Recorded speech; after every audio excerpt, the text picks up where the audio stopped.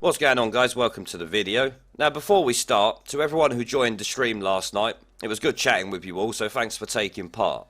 The daily live streams will start tonight at around 7 PM for an hour or so, so if you can, stop by and say hello. It's appreciated. Now, let's actually get into the meat and drink of this, because it's rather annoying. I did see this tweet yesterday, but I did not really talk about it much on my live stream last night, as it deserved its own video.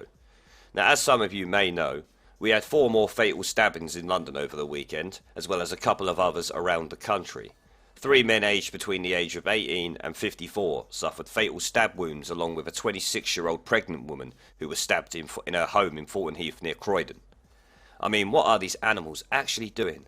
Who the hell could even consider stabbing someone, let alone stabbing a woman? And then adding to that, it's a pregnant woman, 8 months pregnant. That sickens me. Now, the paramedics did deliver her baby, which is still in a critical condition at a South London hospital, so hopefully it can pull through with no lasting physical or mental damage. But the real point of this video is the incompetent fuckpig known as Sadiq Khan. He thought it would be a good idea to tweet that violence against women in society is endemic, and devastating murders in the home like this one show the scale of the problems we face. My prayers are with this innocent child, and with the mother here so tragically lost.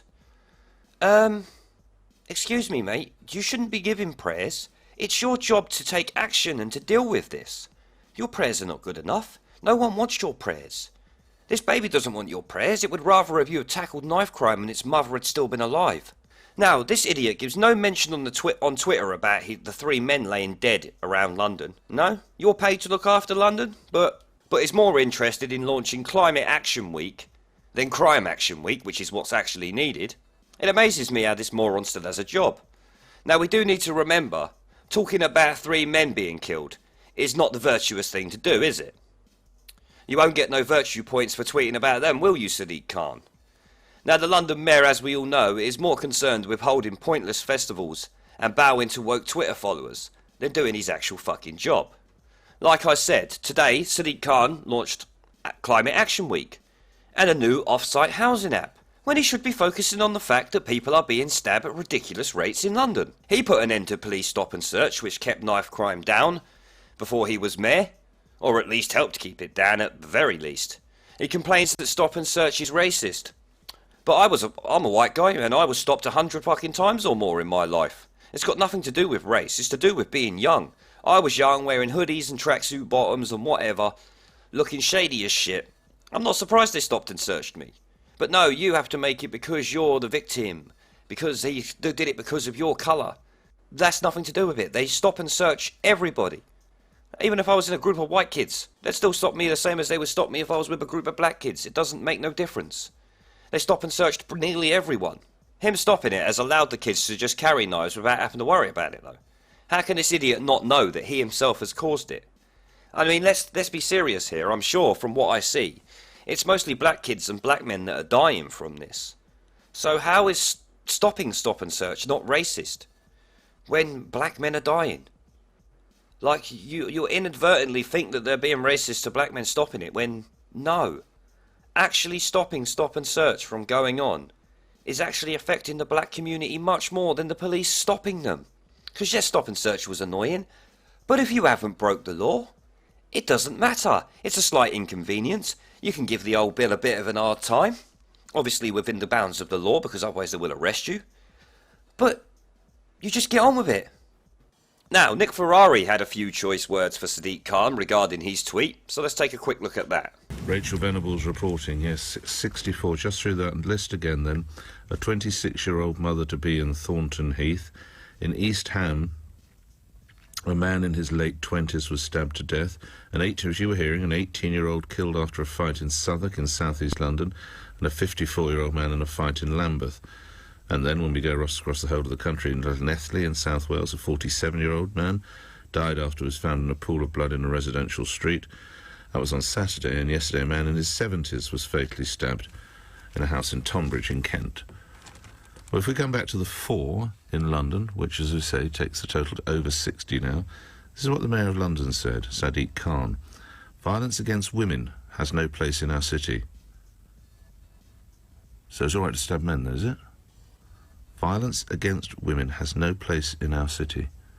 What an extraordinary thing to say. But all the time you're busy, I don't know, not allowing fried chicken to be sold near shops, or banning pictures of bikinis on the tube, or talking about how many trees you've planted. I suppose you can say violence against women has no place in our city. Meanwhile, 3 men who are also in the city that you get paid a considerable amount of money to look after are now lying in various mortuaries. How much longer is he going to get away with this? I wouldn't trust... I don't think this mayor... I wouldn't trust him to take out the garbage. He's incompetent. How is he still in place? What has he done? Well, I guarantee we'll hear cuts, austerity measures. Oh, it's terrible. Meanwhile, he's in charge of a budget where he manages to find money to interview hate speech. Should we dial down on hate speech a bit and maybe turn it up on knives? What do you think? Is that a crazy idea? Maybe worth thinking about. What amazes me in what Nick said there is that every place he's talking about that these stabbings have happened over the weekend, I either used to live in or used to frequent. Well, I say live in, I used to live near them. Southwark, for instance. I've lived in Southwark. I was born in Lambeth. I lived in Brixton, not far from Cold Harbour Lane. I lived in Croydon for a while, actually in Fulton Heath, never mind Croydon. I actually lived in Fulton Heath for a while, years and years ago. And it was a shithole back then, but by the sounds of it, it's getting even worse now. Although this woman's stabbing does actually sound like a domestic incident and is not really related to the knife crime spat, but it still needs to be discussed because it's abhorrent.